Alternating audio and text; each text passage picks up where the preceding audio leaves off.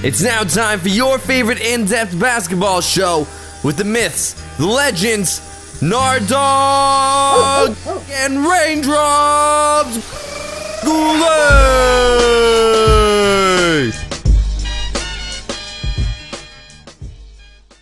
Full Court Press Nation, we're back. The boys are back. Justin Raindrops Goulet here with you, with the one and only Nard Dogg David Bernardi. How's it going, Nard Dogg? It's going brilliant, sir. How are you? I'm fantastic, thank you. So it's been about a year since the last episode of Full Court Press, so it's nice to do this little special here, talk a little basketball, maybe throw a little wrestling in there.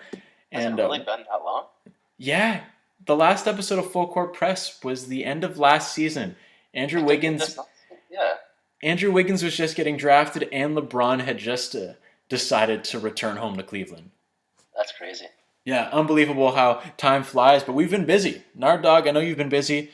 I've moved out west to Vancouver Island, working at a radio station, just living that West Coast life. So this episode of Full Court Press is actually being done via Skype. So it's pretty cool. It's funny how technology works. From Vancouver to Oakville. Damn right, that's how it's done, son. I'm really excited that we're able to get this episode of Full Court Press in the books because it's been a while, and you brought up this idea to do another episode of Full Court Press, and I got excited. It's like I got bit by the bug, the Full Court Press bug, and I think it's a great idea. I think that was awesome of you to suggest to do another episode and return to the basketball talk. You know, it's a lot of fun. You got to do it. Why don't we start off by talking about the Cavs?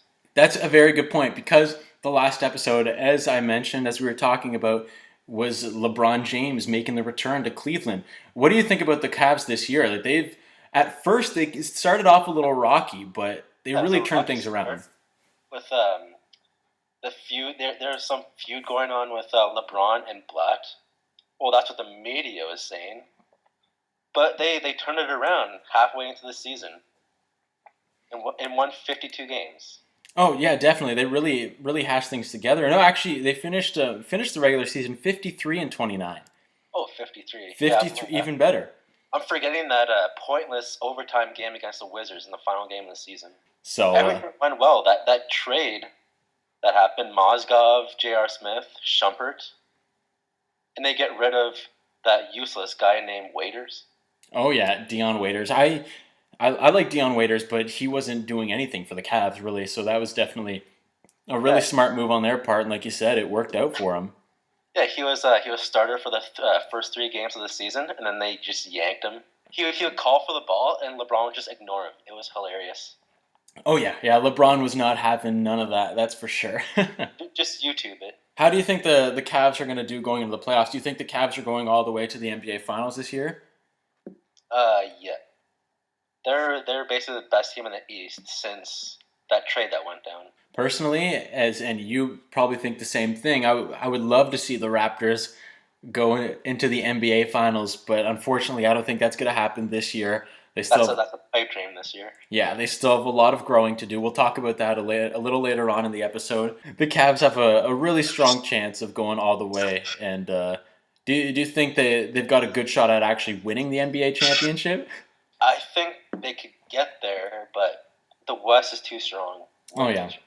Which has been the case for such a long time. The West has always been the more powerful conference. Obviously, things have been a little bit different in years past with the Heat, but times have changed. So even a team like the Spurs, who were, I don't know, kind of iffy all year, and then they win 21 of their last 25 games of the season. Yeah, exactly. That just shows how powerful the Western Conference is. LeBron going to the Cavs, I guess it was just a change of pace. He's still the same player as he was. It's not like he's playing any better or any worse. He's still LeBron. He's still the best basketball player on the planet, in my opinion. But it was cool to see him go back to Cleveland. And it's kind of funny. I don't think we really touched on this in the last episode of Full Court Press, but a lot of the fans who had burned LeBron's jersey and kind of hated on LeBron when he went to Miami really just turned all hypocritical and embraced him. They're like, oh, welcome back, LeBron. Too bad I burned my jersey. It's like, well, yeah, that's because you basically completely turned on this player. What do you think about all that, the fans' reaction to LeBron leaving and then coming back? I give no sympathy to the Cavs getting all those number one picks after he left, and then he comes back. I don't know. It's awesome that he came back, but I don't think their fans deserve it. It's like the situation with the Heat. As soon as Dwayne Wade, LeBron, and Chris Bosh joined forces, they became public enemy number one almost in the entire league. What's that? Get well soon, Bosh. I'm a huge Chris Bosh fan. I'm just wishing him all the best. That's a freak thing to happen. A blood clot. Yeah, it's kind of a scary situation. Yeah, I've always liked Chris Bosh. Even after he left the Raptors, I was a little disappointed, but we all knew it was going to happen. So I've always supported Bosh. I'm happy that he's won a couple of NBA championships. So good on him for that, and hopefully he gets better soon. All the best to Chris Bosh, right? Oh yeah. And speaking of the Cavs, there's Kevin Love, he hasn't had the greatest season. That's true. Yeah. See, he hasn't had. It's been so bad that I completely forget that Kevin Love is on the Cavs. He hasn't really done too much. It's almost been really LeBron and Kyrie Irving. And when we go back to the playoffs, Irving and Love have never been there, so we don't know what to expect from them. Exactly. Yeah, you never know. A team can only be so good on paper, but how they act, especially coming up the playoffs, how they act on the court, how they play on the court is a whole different story. You can have an amazing team on paper. So yeah, a lot of people get excited about a team getting all these players, but hey, you don't know how they're going to work out together on the court. And it's not like they're playing some awful team. They're playing the Celtics, who beat them twice in the final week of the season. Oh, you look at the Celtics. They had a huge year. Getting Isaiah Thomas and Kelly Olynyk was really coming into his own. They've actually done a really good job this season, the Celtics. Brad Stevens, he's a candidate for Coach of the Year. Yeah. Rightfully so. Yeah, that's what a lot of people are saying. I'd put him in probably the top. Would you put him in the top 5 or even the top 3 candidates for Coach of the Year? There's Kerr, there's Budenholzer, there's Popovich, obviously. Well, of course. And then, yeah, you put Brad Stevens right there. Yeah, you see what he did with this team that was a nothing team after being so dominant when they had Kevin Garnett, Ray Allen, and Paul Pierce. And they've really turned things around and come into their own, and now they're going into the postseason. I would love to see the Celtics beat the Cavs. That would be awesome. But that's also a pipe dream. Oh, yeah. No, the Cavs are beating the Celtics, realistically, but it would be really cool to see the Celtics upset. You're talking about Kevin Love and the Cavs and those two teams right there. Kevin Love's former squad, the Minnesota Timberwolves, at the beginning of the season, they picked up the number 1 draft pick through the Cleveland Cavaliers. Canadian, Mr. Andrew Wiggins, who's having an awesome rookie. Well, he had an awesome rookie season, Andrew Wiggins. 16.9 points per game, 4.6 rebounds, 2 assists per game. He has pretty solid numbers. Yeah, but unfortunately, he didn't really have a competition for Rookie of the Year because Jabari Parker tearing his ACL, which is terrible. The Bucks, they're also a great story. They won 15 games last year, and then they made the playoffs. Yeah, it's fantastic, especially without someone like Jabari Parker, who it sucks to see a rookie with so much promise go down to injury, and I think Andrew Wiggins is going to pick up the Rookie of the Year. There's no question about that. I'm very sure that he's going to win the Rookie of the Year award. But he didn't really like. I don't know. Like his only competition is Nikola Mirotic, but I don't. I think it's Wiggins. It's all about Wiggins. Everybody loves Andrew Wiggins. I love Andrew Wiggins. He's awesome. But it would have. It's an award for the year, not the past couple months. Exactly, and it would have been nice to see Andrew Wiggins fully go head-to-head with Jabari Parker, because those would have been the 2 candidates for Rookie of the Year, and it would have been a tough battle for both of them. And to be honest, I think Jabari Parker was playing better than Wiggins when he was healthy. Oh, yeah, no, because Wiggins didn't have the best start. Wiggins has really just picked up his production as of late. Beginning of the season, he wasn't dominating the rookie scene or anything. Yeah, it took him about, 2-3 months to get into that groove. Oh, for sure. Now, keeping in tune with the Minnesota Timberwolves, I want to bring it back to All-Star Weekend. Mr. Zach LaVine. How sick was LaVine in the dunk contest? Yeah, that was the best dunk contest I've seen in, Jason Richardson way back. Back in 2003, I believe. 2003, 2000. Jay Rich, I think, won it 2 years in a row. 2003, 2004. Yeah. Yeah, so if I'm not mistaken. But that Jason Richardson, that dunk contest just blew my mind. And that was, in my opinion, the best dunk contest performance. Still to this day, a lot of people, we can maybe get into this a little bit later if you want to talk about it now. Wait, what? Vince Carter? Yeah, Zach LaVine versus Vince Carter. That's what a lot of people are saying. And some are saying LaVine was better than Carter. I disagree with that. I still think Vince Carter... No. Yeah, Vince Carter, in my opinion, that was the greatest and will always be the greatest dunk contest performance in history. Vince Carter basically shocked the world that night and put Toronto on the map as well. Come on. Vince Carter, I've always been a fan of Vince Carter. I'll always support Vince Carter, no matter what. I was at the game when he got honored this year, when the Grizzlies came into town. It's kind of funny he's on the Grizzlies now. Those Vancouver connections.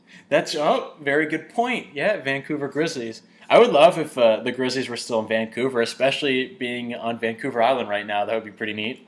They can definitely support a team now. Oh, for sure. Definitely. It's a huge market. They could definitely tap into that, and it would be very successful. But going back to Zach LaVine and the dunk contest, both him and, Zach LaVine, obviously, well-deserved win in the dunk contest, but Victor Oladipo, he had some great dunks, too. I like how we started off with that New York, Frank Sinatra song. Beautiful voice. Vic Oladipo's... Was that a tuxedo kind of? What was that? It was, yeah, I think he had the hat and the tuxedo-esque outfit on.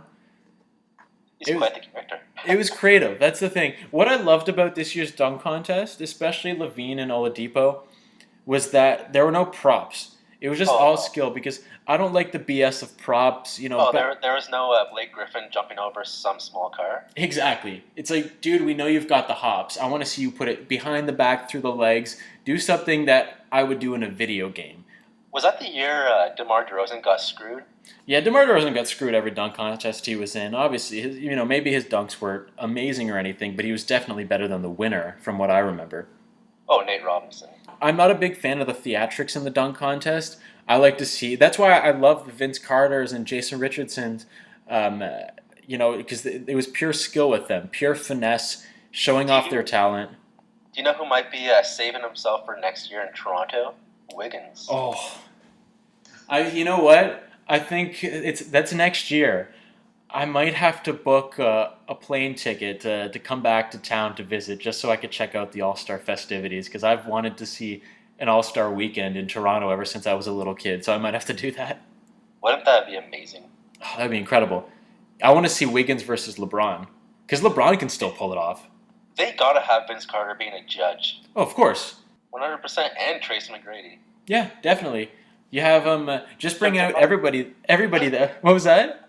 How about this? How about if Terrence Ross is still around, have LaVine and Wiggins versus DeRozan and Ross. Oh, if you want to do a little 2-on-2, that could be cool. But yeah, Zach LaVine's dunks were unreal. They were fantastic. This is the first dunk contest, I think, since Jason Richardson, or even Fred Jones for that matter, that first dunk contest since those guys that I actually stood up on my feet because of a dunk. Remember when Fred Jones was a Raptor?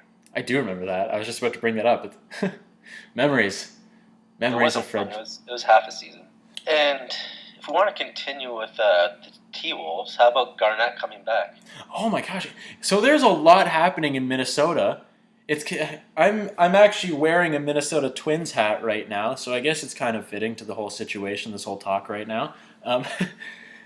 Yeah, Kevin Garnett, what'd you think about the big ticket going back to Minnie?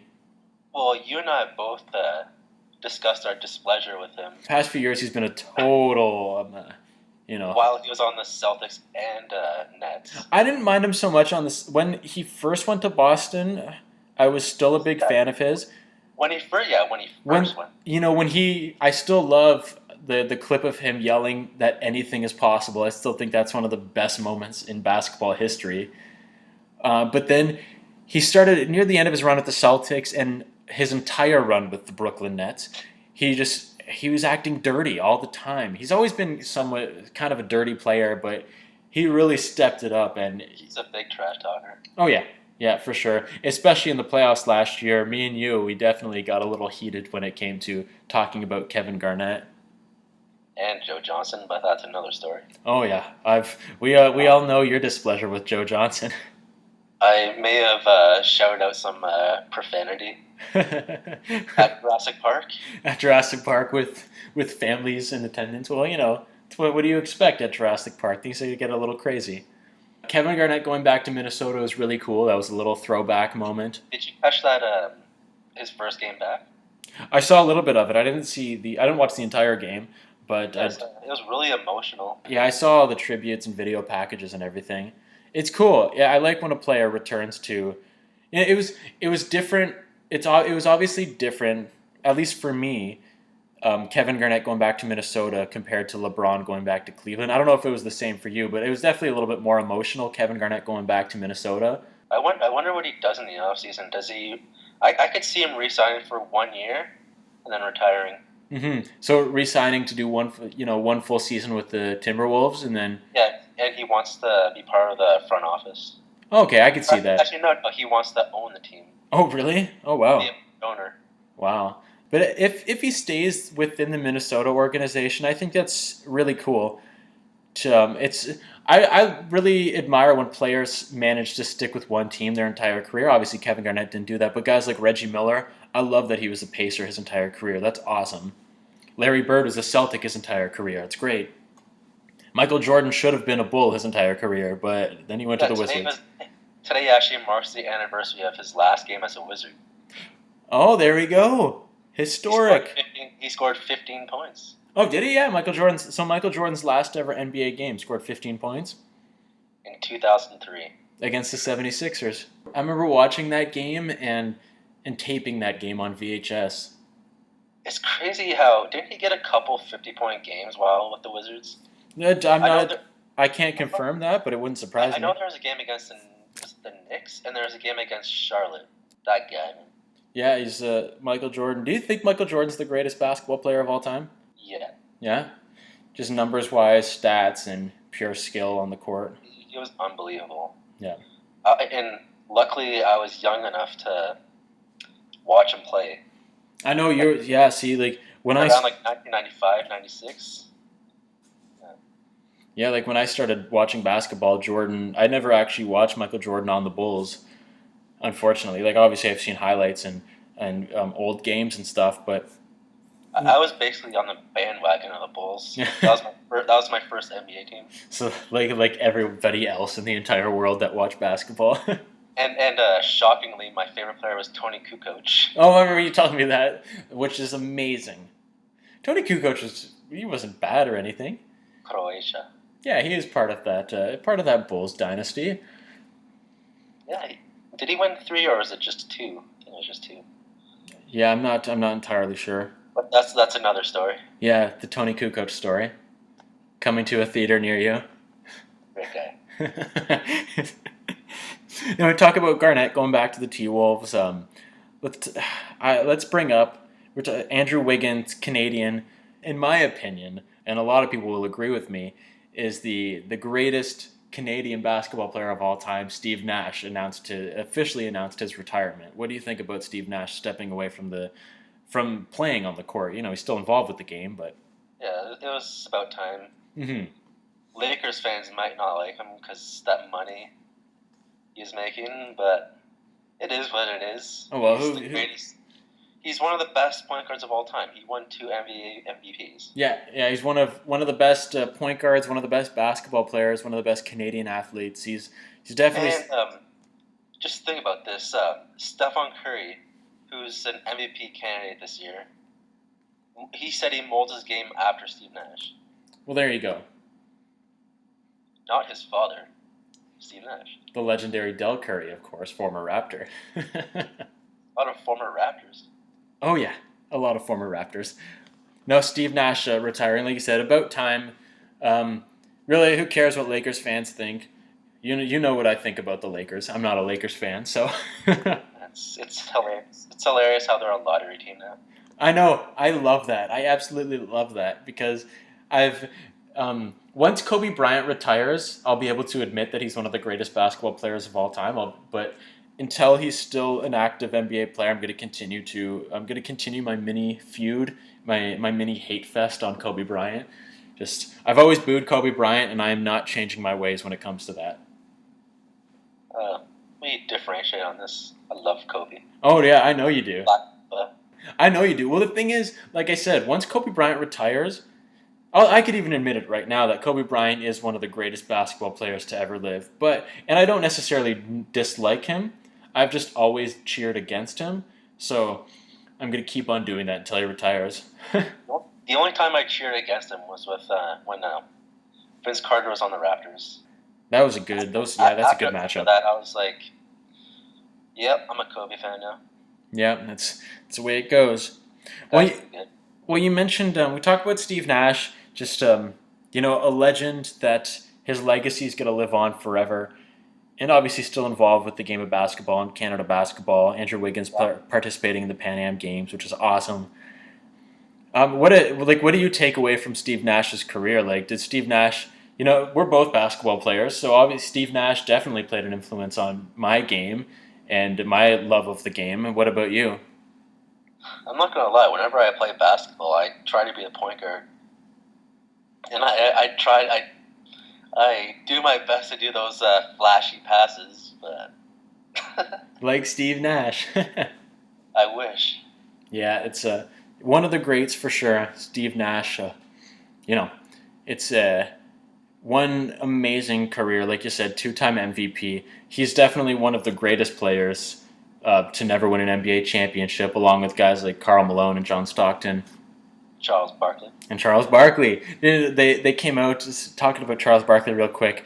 I don't know if you saw that post on Instagram that he tried to avoid getting drafted by the 76ers by bulking up, and he weighed, I think it was, they didn't want him to weigh more than 285 pounds, and he weighed 283 when they gave him the call that they were going to draft him.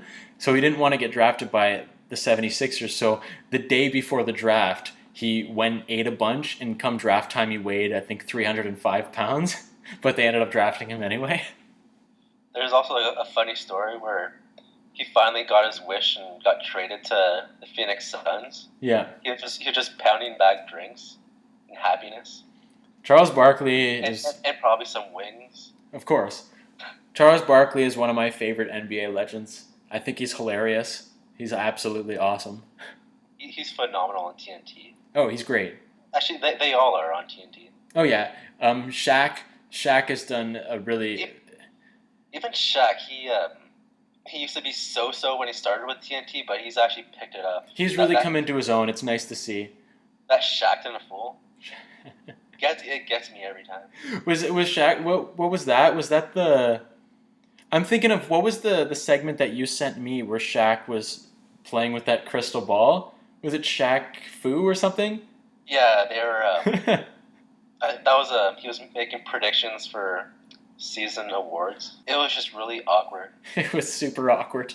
And you can tell by Dennis Scott was in this segment, and he was, I don't know, he just felt weird. Dennis Scott had some great looks on his faces. It was awesome. Shaking his head. Well, you touched on player awards, and you mentioned Steph Curry. I want to talk about Steph Curry and the race for MVP, and we already touched on Andrew Wiggins is probably going to be winning Rookie of the Year. Do you think Steph Curry, who's really come into his own, do you think he's the MVP this season? I think the top two candidates are Stephen Curry and James Harden, in my opinion. Think about this with Curry. He barely plays in the fourth quarter, and look at the number he puts up. It's incredible. Huge. Absolutely huge. Right at the end of the season, averaged about 24 points a game and 8 assists, almost 5 rebounds. Awesome. And I know the Rockets are without Dwight Howard, and they don't have that, I don't know, their supporting cast isn't that great.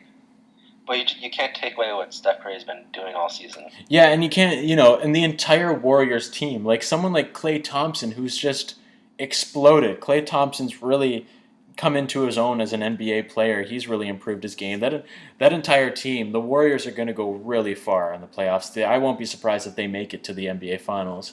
Steph Curry is going to shatter that three-point record. Oh, yeah. Definitely. Past 3 years, he's broken his record twice. Yeah, I'm a big Steph Curry fan. And even taking away from the numbers, just the way he plays on the court, some of the moves he pulls off are unreal. This all has to do with his time in Toronto, doesn't it? Of course it does. Obviously. Back in 2000 when he was an elementary student. Oh, of course. That's the root of all good basketball. Time in Toronto. Yeah, of course. Steph Curry, he's my pick for MVP this year. I don't know, is he your pick? 100%. Yeah. So we got Steph. We have no differences on this one? No, I totally think it's going to be Steph Curry, and I won't be surprised. Apparently there's some Players' Choice Award. Oh, really? That the NBA players are doing this year. And I'm hearing that they're going to pick James Harden. Oh. So maybe you got Steph Curry to win the NBA MVP and then James Harden to win the Players' Choice and inevitably be a little bit disappointed because he didn't win MVP but got the Players' Choice. At the end of the day, that's what it would be. Well, how about Russell Westbrook this season? Insane. Yeah, no, I'm glad you brought him up. What was it? How many games was it triple-doubles in a row? Was it like 4 or 5? Well, it was more than that, wasn't it? It wasn't 10 games. He didn't hit the double digits, I know that. I'm pretty sure. It seemed like every game he was going insane. Yeah, especially without Durant, he really carried the Thunder this season. It's unfortunate with them. And they had no Ibaka, too. Exactly. So it really was, the Russell Westbrook show, right? I think it's great that the Pelicans are in the playoffs, but everyone knows that if Durant and Ibaka were healthy, it would be the Thunder. Oh, yeah. Yeah, like you brought up the Pelicans. A lot of people are throwing Anthony Davis's name into the MVP race, too. Like, some people are saying... What's that? He's going to be something. Oh, yeah. He's not going to win MVP this year, but I won't be surprised if he picks up an MVP award sometime down the line in his career. This guy has a potential of putting up quadruple double numbers. Oh, yeah. It's unreal. Yeah, his athleticism is crazy. Do you know that his game against the Thunder this year hit that? Remember he hit that game-winning three? Yeah. That's actually what put them in the playoffs. Yeah. Because they won the season series and they had the same record to finish the season. Definitely. Oh yeah. Yeah, it's wild.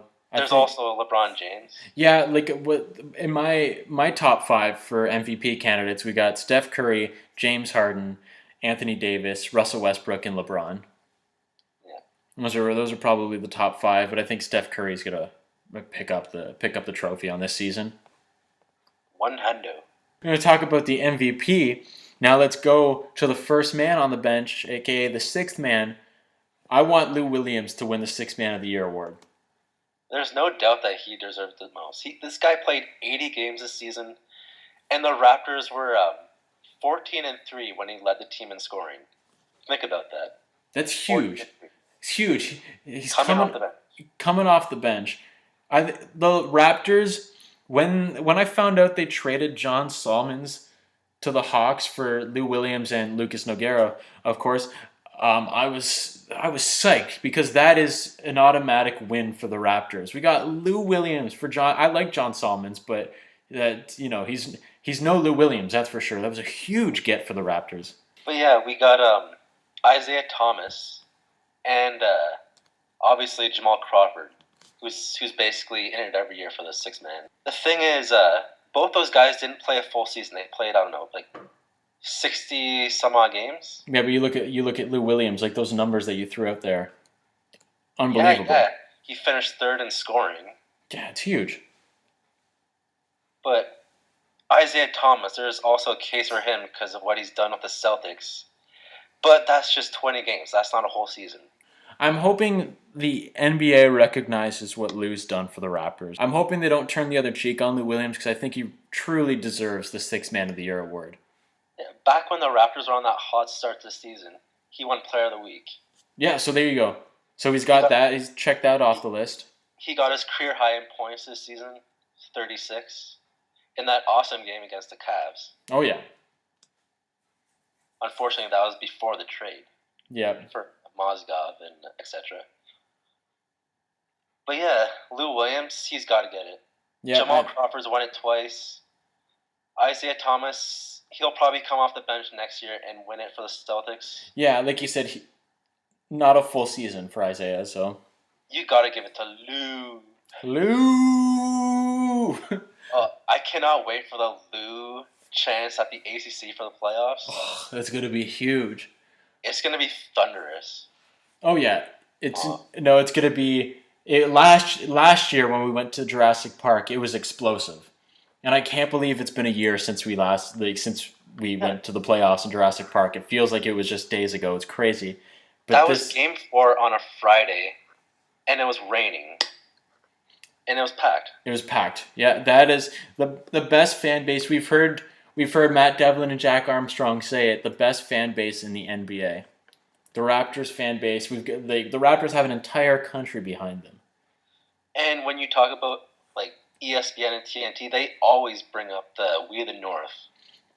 Yeah, it's at a point I love to see it. They brought it up in the final regular season game for the Raptors. They brought up the fact that the Raptors aren't looked at as underdogs anymore. They aren't underestimated. They're a powerful team.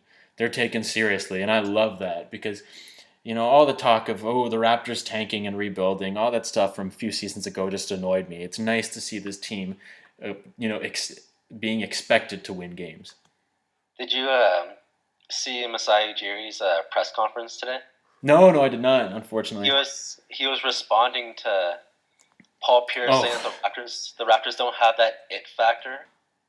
And Masai Ujiri replied by saying, what was it, I don't have enough money to, he doesn't want to get fined because he doesn't have enough money to pay for the fine that he'd get for insulting Pierce. That's exactly what he said. That's awesome. Masai Ujiri rocks. Seriously, that guy's great. Yeah, I'm looking forward to seeing the Raptors versus the Wizards. Let's talk a little bit about the playoffs. How do you think the Raptors are going to fare against the Wizards? They won the season series 3-0, and the past two seasons, they're 7-1 against them. So a pretty good track record. They shouldn't take the Wizards. They shouldn't take the Wizards lightly. You shouldn't take any team lightly. They beat the Bulls in 5 games last year. Yeah, so... And they're on the road. Yeah, you never know what could happen. The Raptors have home court advantage, but that doesn't really mean... That means nothing. It's huge. That game 1. Yeah. If the Raptors are going to win the series, I feel like they have to win game 1. Oh, yeah, because you're at home. You got to establish that dominance. No, for sure, I agree with you there. And, yeah, there's Paul Pierce.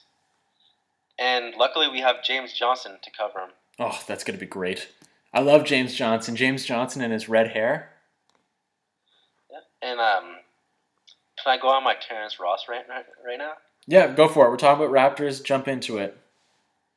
This guy, Terrence Ross, it's his 3rd season, and you should be improving. You shouldn't be declining. Come on, man. And, this playoff series against the Wizards, I'm sorry, but if he doesn't show up, then Ujiri, ship him out.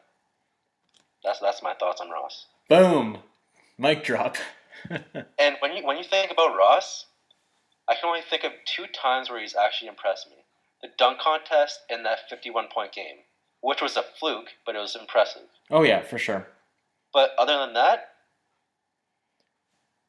silence. Yeah, he hasn't really followed up. Personally, I like Terrence Ross, but I see where you're coming from.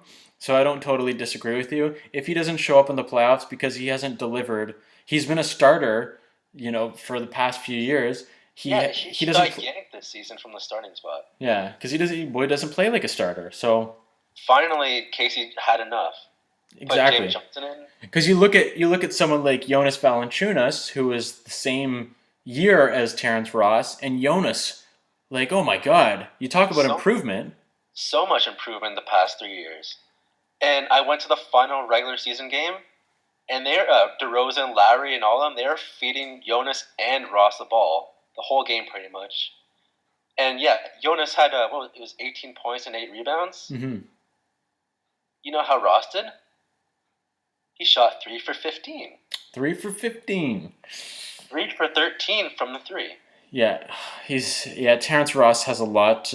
He has to deliver. This is this is such an important playoff series for the Raptors. They got to make it to the second round. But Terrence Ross really has to show up, or else he could very well be out during the offseason if he doesn't deliver this postseason. And when you look at him, he always has his head down. Yeah, Valanciunas. What I love about Valanciunas is that he's so energetic. He takes the game so seriously. Not saying that Ross doesn't, because we don't know what goes on in Terrence Ross's head. But Valanciunas, his improvement has been insane. He's going to be, he's already one of the better big men in the NBA for being so young. But give him, in like 4 or 5 years, he's going to be like one of the top 5 big men in the league. Oh, no doubt. There's actually some talk about him being in the All-Star game this year. Obviously, that was a pipe dream as well. It could be possible depending on how he plays next season, especially with the All-Star game being in Toronto. It could very well be on the All-Star team. Imagine that. Like, let's see. Like, DeRozan can make it if he's healthy. Lowry as well. And Jonas. That would be huge. Big 3 in Toronto. The Latvian community would go bonanza. Also, I got to give props to Raptors fans for voting in Lowry. Yeah, as the starter. That's huge. You voted every day. I voted every day. Because he deserves it. Because last season he got screwed over and didn't make the All-Star team. So this was a big statement to make it into the All-Star team and actually start. And he finished with 10 points and 8 assists? It was around there. Yeah, he was 10 points and 8 assists. He threw up a nice lob to LeBron James. Oh yeah, and remember, Lowry had that wicked putback. That's the first time I've seen Lowry dunk. Yeah, they're saying that was the first time he's dunked in 5 years. Yeah, it's awesome. Well, he was with I think it was Memphis actually. Oh yeah. So we're going way back. Yeah, it's way back. Now back to Wizards and Raptors. What's your predictions? Let's see. I'm thinking. Honestly, I think the Wizards can put up a good fight, but I'm saying Raptors in 5 or 6. Yeah, I'll have to say 6. Yeah, it's not going to be a sweep. Yeah, I say Raptors in 5 or 6. Raptors are winning this series. I said, that first game is key, and they got the Jurassic Park there.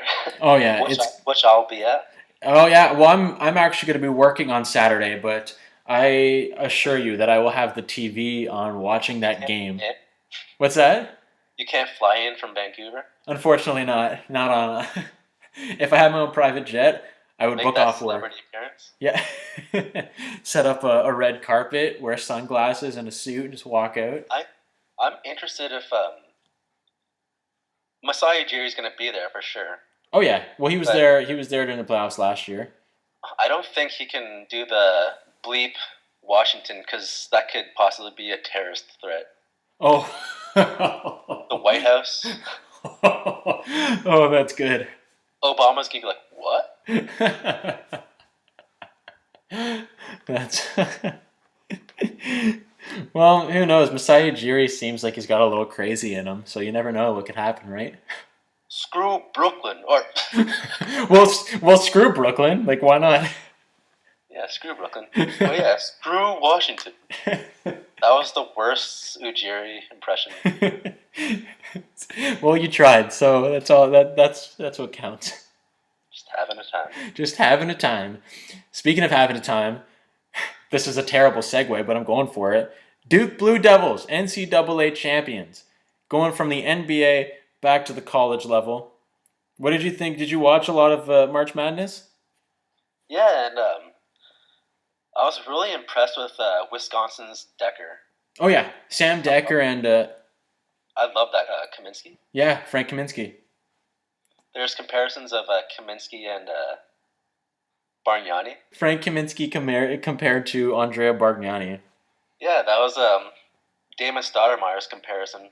Oh really? Because yeah, they played them in the final. Was it the Final Four? Yeah.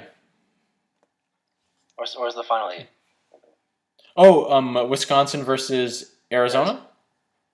Oh, that was that was in the Elite Eight, I think.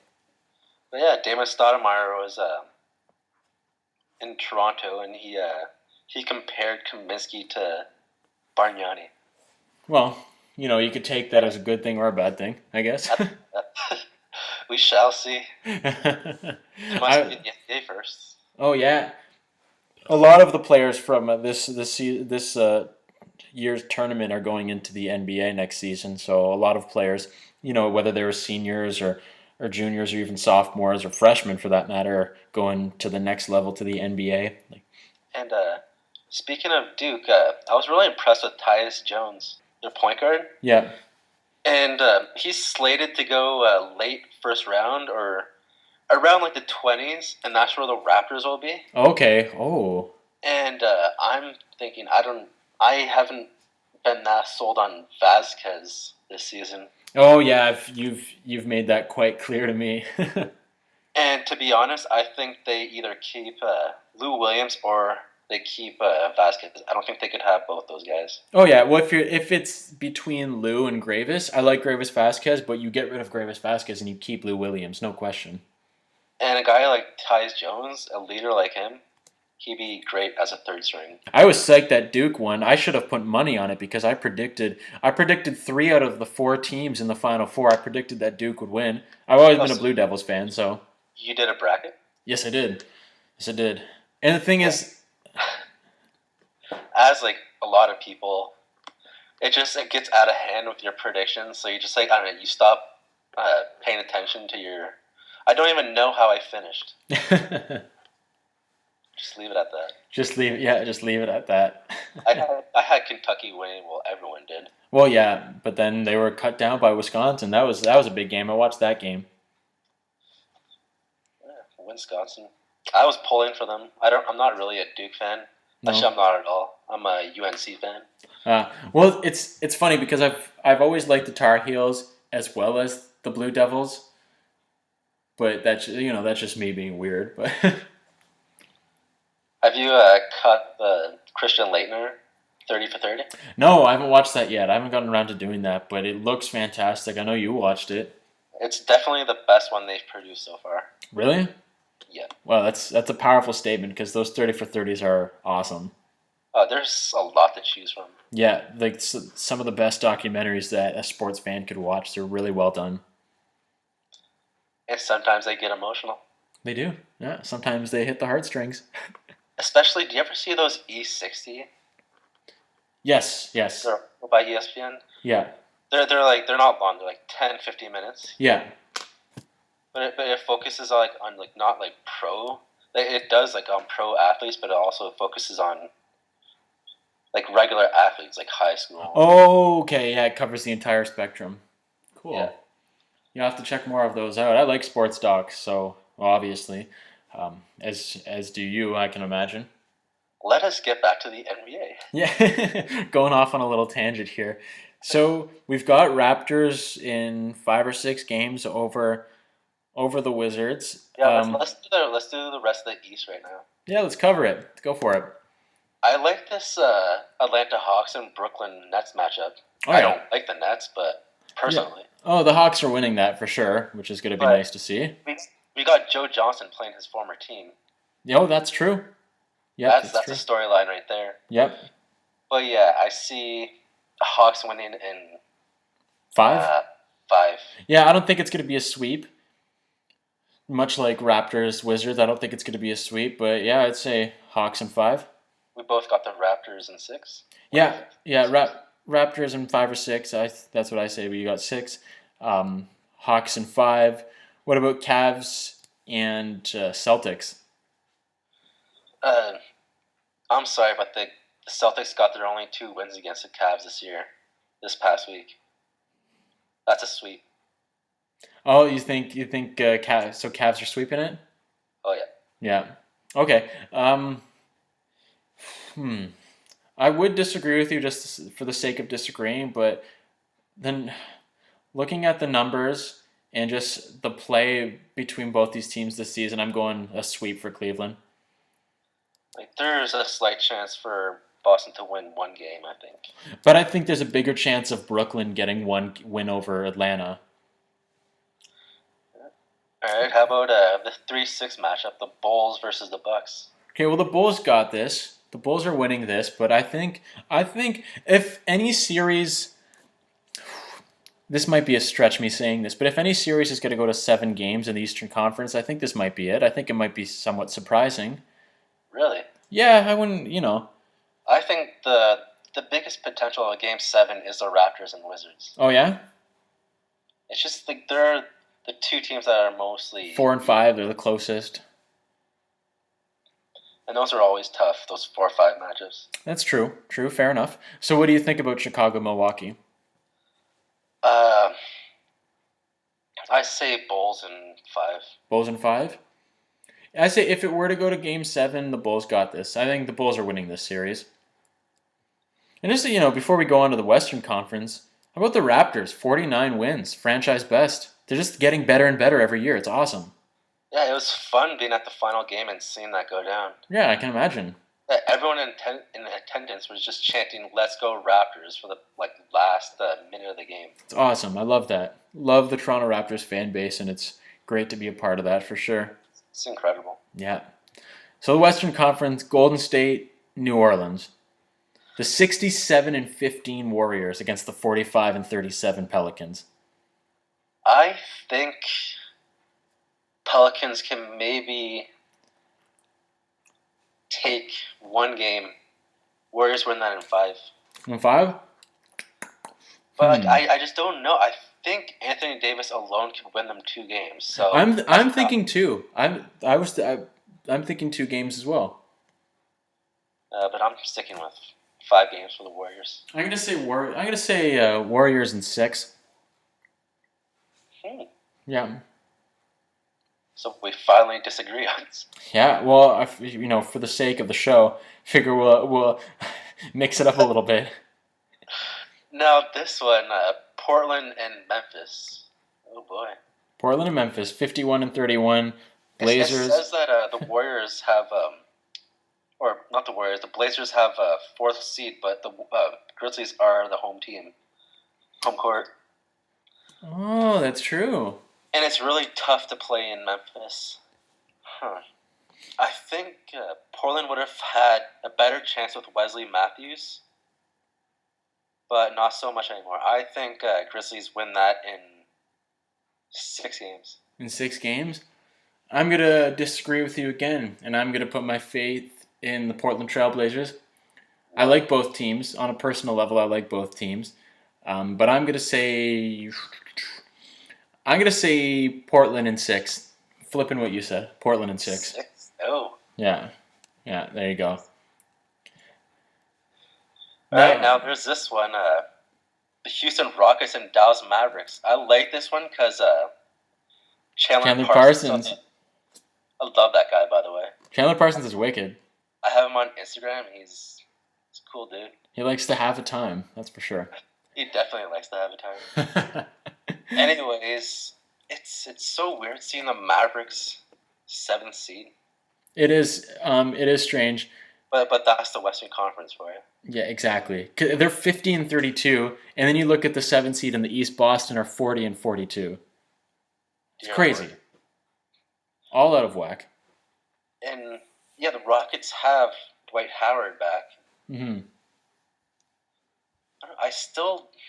This is a really tough series. Just on loyalty alone, maybe I'll be wrong, but the teams are pretty well matched. But I'm going with the Mavericks. I think the Mavericks are winning this series. I'm picking them just because I've always really liked the Mavericks. So. I'm picking the Rockets in 7.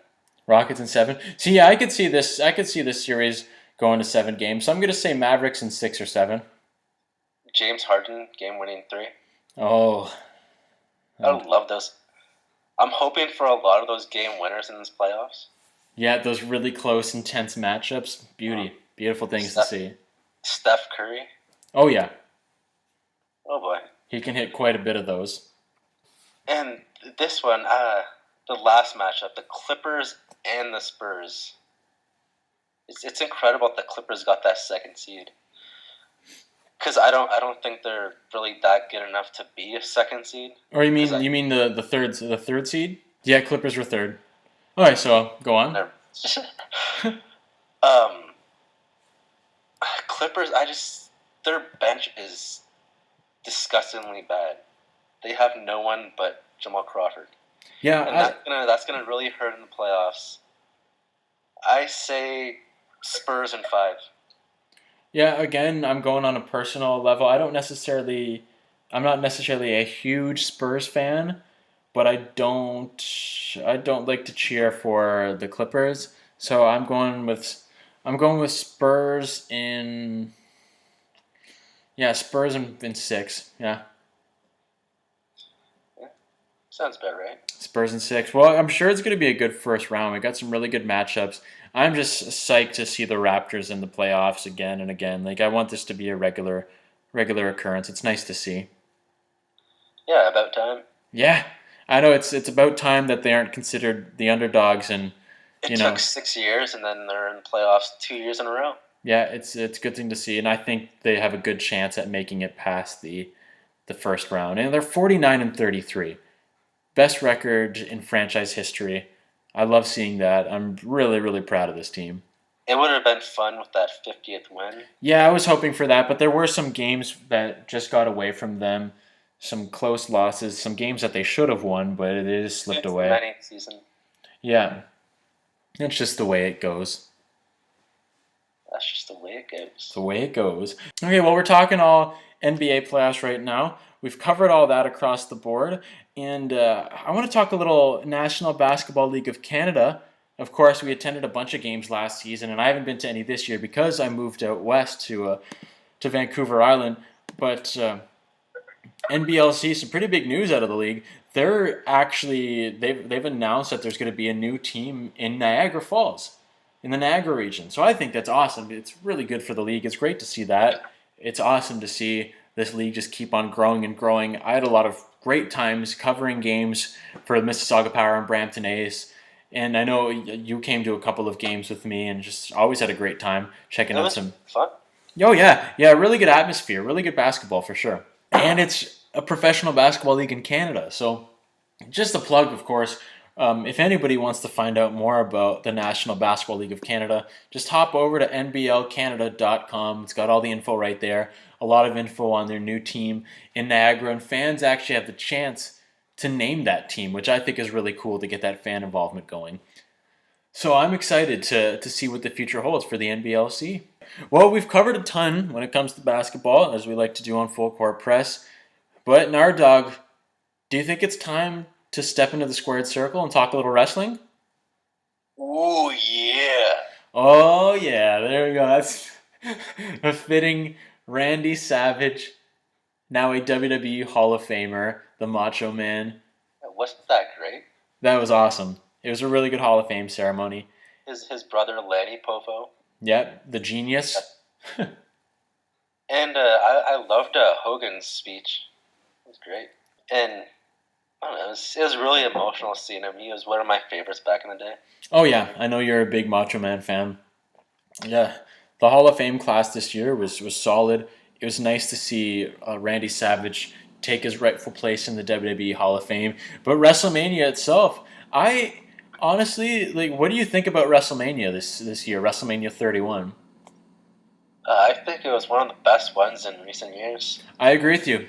I went into WrestleMania with no expectations. No high expectations, no low expectations. I just went into WrestleMania. I figured, hey, it's Sunday. I'll watch WrestleMania, just check it all out. And I was extremely pleasantly surprised. And like you said, I think it was one of the best WrestleManias in recent memory. Yeah, and hopefully this was Big Show's last swan song. Winning that 30-man Andre the Giant Memorial. That would be fitting. That would be quite fitting. Let's just go through some of the results. Of course, in the pre-show, we saw Tyson Kidd and Cesaro successfully defend their tag team titles. Don't really need to cover that. I think they're a cool tag team. How about that Intercontinental ladder match? Yeah, let's go right into that. That was actually the match that opened up the pay-per-view, the showing itself. Because the previous matchups, the Andre the Giant Memorial Battle Royale and the Tag Team Championship match were on the pre-show. But that Intercontinental title ladder match was unreal. I love how they've been hyping the Intercontinental title lately. It's great. Yeah, and same with the U.S. title. I think it was a very smart move to put that belt on Cena. Was it? I like it, but Daniel Bryan winning the Intercontinental Championship was a really good move because the WWE wasn't going to put the WWE World Heavyweight Championship around Bryan's waist, but giving him that Intercontinental title belt definitely adds a little bit more prestige to a belt that should be held in such high regard. And most of the participants in that match were great. Bad News Barrett, love that guy. Oh, he's fantastic. Dean Ambrose, he's great. Dolph Ziggler.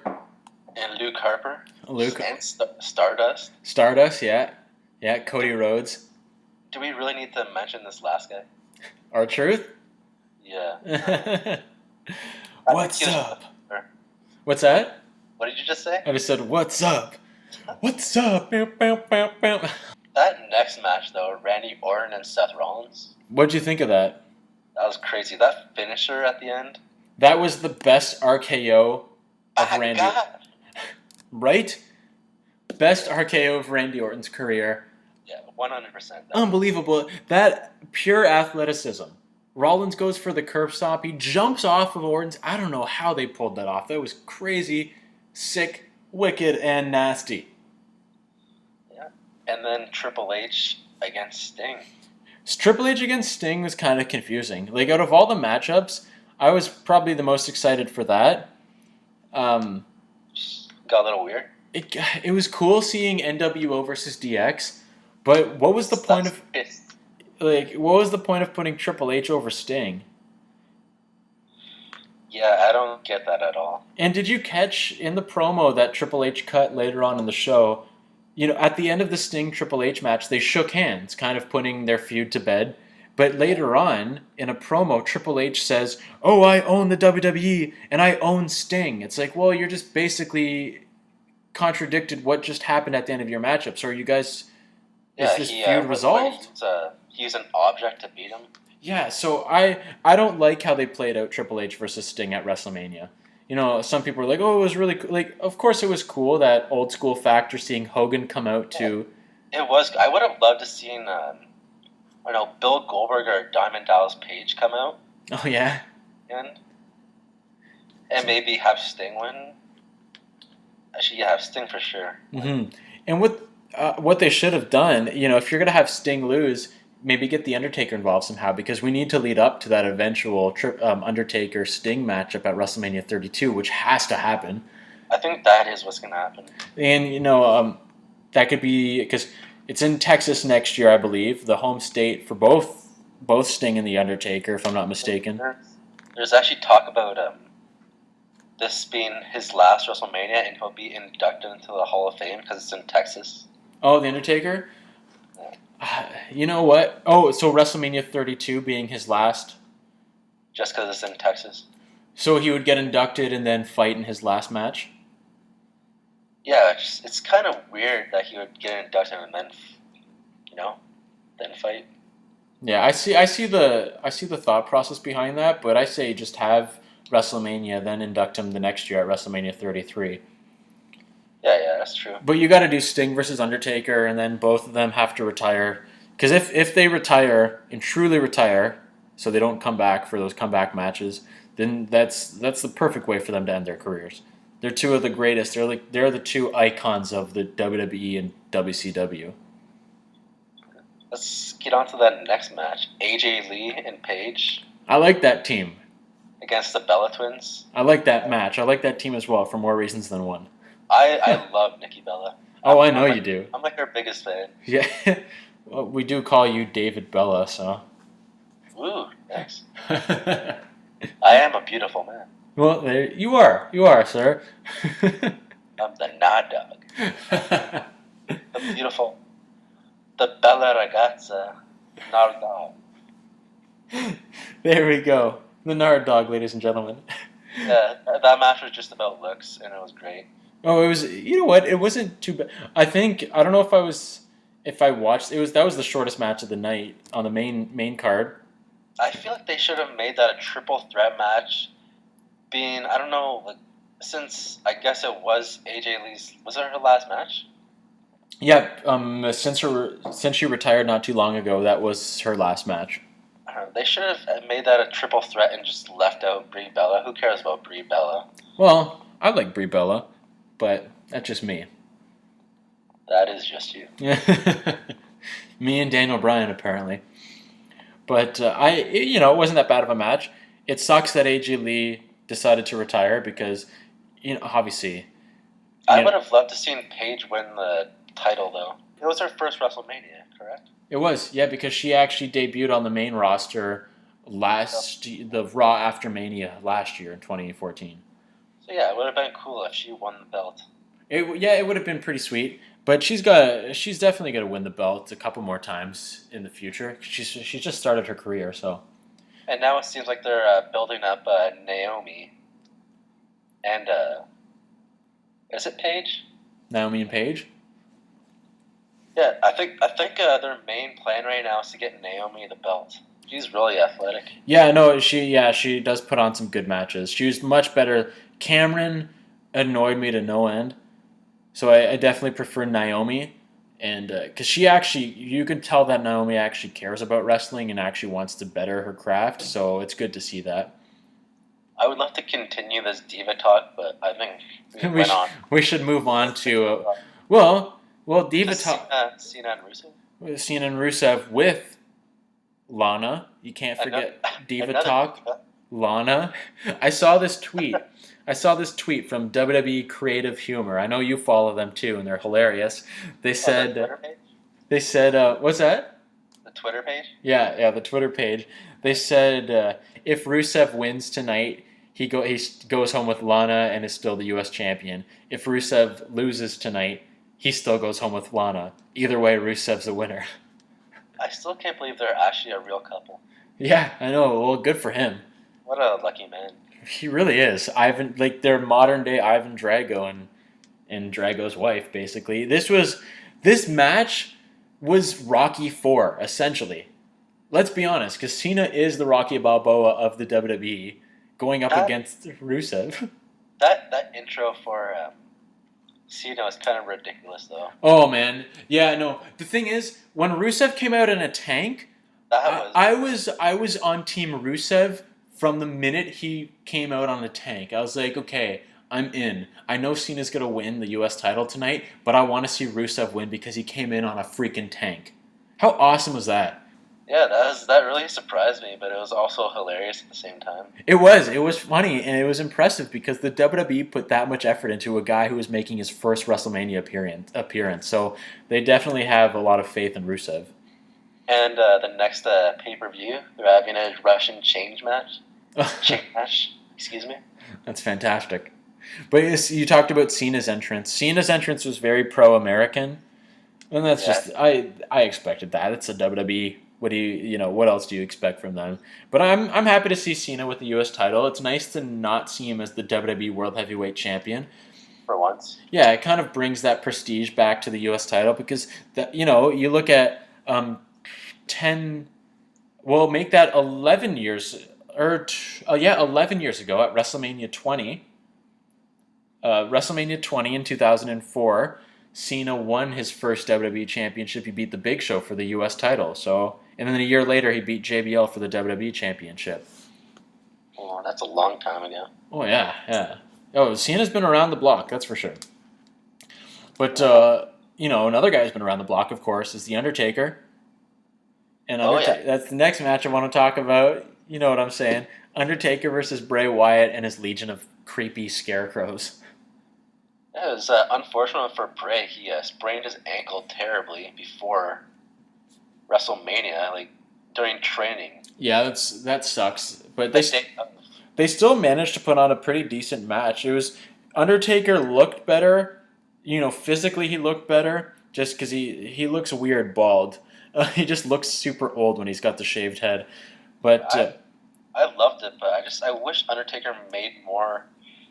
He didn't make one appearance before the match. No, he just kind of showed up, and we aren't going to see him until WrestleMania next year, most likely. So he showed up and he put lightning through Sister Abigail's chair. Yeah, he just but He looked better. He was moving much better. So it's good to see him in better physical shape. That's for sure. Speaking like after WrestleMania, Bray Wyatt's been doing this whole promo thing of him being the new face of fear, but it doesn't make sense since he lost to Undertaker. It's almost like I don't know what to do with Bray Wyatt, so they're just having him do the exact same like shenanigans that he's been doing his entire career so far. Apparently, he's talking about someone like I have no clue who he's talking about right now. Yeah, I'll be honest. I haven't been following up that much since WrestleMania. I don't think many people watch Raw. I just check the results. I just don't have time to watch the full episodes. I'll still keep up to date as best as I can, but let's go to the final match. The main event. I loved it. I love this. I marked out big time during this matchup, during the final moments of this. I think Roman Reigns versus Lesnar was just a slobber knocker, and Reigns did a good job in that match, selling everything. Yeah, he really showed up too, countering. Well, if you could count it, countering. Well, just those shots of Reigns with blood on his face and just kind of laughing, and Lesnar's like, what? Like, he doesn't know, he can't believe that Reigns is still standing. That was awesome. It actually seemed like they were hurting each other. It did. Well, I could see both of them being pretty stiff workers, so I've read that Lesnar is one of the stiffest workers out there. Yeah, he's Ahmad Johnson. Doesn't really pull any punches. And then Mr. Seth Rollins comes in. Mr. Seth Rollins comes in and delivers the moment of the year. This was amazing. I was so happy when this happened. His music hit, and the thing is, I knew when Seth Rollins lost to Randy Orton earlier in the night, I knew at that moment that Seth Rollins was cashing in. Because why would they have him lose to Randy Orton other than to cash in? You think that that awesome RKO was a foreshadowing to Seth Rollins winning the belt? I don't know. I feel like just because it was like a really awesome ending. Could be in some way all a big lead up, because this WrestleMania really surprised me. I think it's one of my favorite WrestleManias of all time. It was really, really well done. Everything was put together nicely, except for the Triple H Sting thing, which was very confusing. But that finale, when Rollins' music hit, I stood up on my chair, and I was still stoked. Like an hour after the pay-per-view, I couldn't sleep. I was so excited about it. It was awesome. I thought before Mania that there was a big chance it was going to happen. Yeah. That he'd win like that. But like when it actually did happen, it just gave you chills. Yeah, it was so well executed. It was really well done. And I love that the finish was great because Rollins pinned Roman Reigns. So you keep Lesnar looking strong because he didn't actually get pinned, and Roman Reigns still puts on a good showing, and it just leaves a door open to so much. It's great. Yeah, it leaves the door open to Lesnar coming back in SummerSlam. Exactly. No, he for gets sure. He gets his few months off. Yeah. As per usual. Oh, of course. Then he makes his triumphant return, and everyone goes crazy. And then, do you see Rollins being the champion at SummerSlam? Yeah, I see Rollins keeping the belt up until SummerSlam. Whether or not he loses the belt at SummerSlam, I'm not sure. I don't see Lesnar losing a one-on-one match against anyone in the WWE right now. I just think there's no one that could beat him. He's just too powerful. It's not realistic for anyone right now to beat him. Mm-hmm. He would destroy Seth Rollins in a one-on-one. Oh yeah. Yeah, that's why they had Rollins pin Roman Reigns. You're probably going to have Lesnar come back, and probably because Lesnar, especially since Lesnar re-signed with the WWE instead of going back to UFC, Lesnar's probably got another title reign coming to him. Only way Lesnar loses a one-on-one match is if it's interfered by those. Is it J&J security? Yeah, Joey Mercury and Jamie Noble. That's the only way Lesnar loses a match. Because if it's a straight-up fight, yeah, he's gonna win clean. There's absolutely no one that can compete with Lesnar right now. No, he's a beast.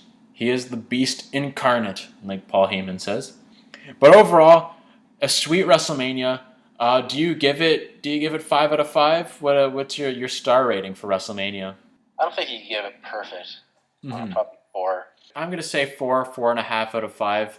Mainly for me, personally, it's just the whole Sting Triple H thing was kind of confusing, that whole finale. But overall, for WrestleMania, that I thought the build to most of the matches wasn't that well done. Well, not necessarily all of them, but there's some that weren't well done. There's so many storylines that played out at WrestleMania, and it was the execution of the event itself was fantastic. Yep. Here's hoping the next one's much better. Yeah, exactly. It gets even better and better as the years go on, right? Indeed. Yeah, well, we covered WrestleMania. We covered the NBA. Now, what else do we need to cover? I think we've got it all. Pretty sure we do. Yeah, we've talked an hour and 20 minutes. Oh, my. Oh, my. Well, one last thing that we didn't get to is, of course, the usual round of plugs. Nard Dogg, where can people find you online? You can find me on Twitter at the Nard Dogg 88. Perfect. That's with 2 G's at the end. Excellent. And that's Instagram as well? Yes, sir. Awesome stuff. So check out the Nard Dogg on Instagram and Twitter. You can find me on Instagram and Twitter, both at Justin Goulet 21. Do it up. Let's chat about basketball, wrestling, all sports. We love sports here at Full Court Press. So Nard Dogg, any last words for Full Court Press Nation on this triumphant return? This is a special episode. All I could say is, we the North. Go Raptors, go. There we go. That's the way to wrap it up. Thank you so much for tuning in. For the Nard Dogg, David Bernardi, I am Justin Raindrops Goulet. It's been an absolute pleasure talking basketball with you, Nard Dogg. Thank you for joining me as always, good sir. It's always a time. Always a time, that's right. So keep the basketball movement alive and strong. Keep on playing sports and just having a damn good time. We love you, Full Court Press Nation. Thank you for joining us. And we out. Cheers. You've just been hit with Full Court Press. Courtesy of the men, the myths, the legends, Nard Dogg and Raindrops.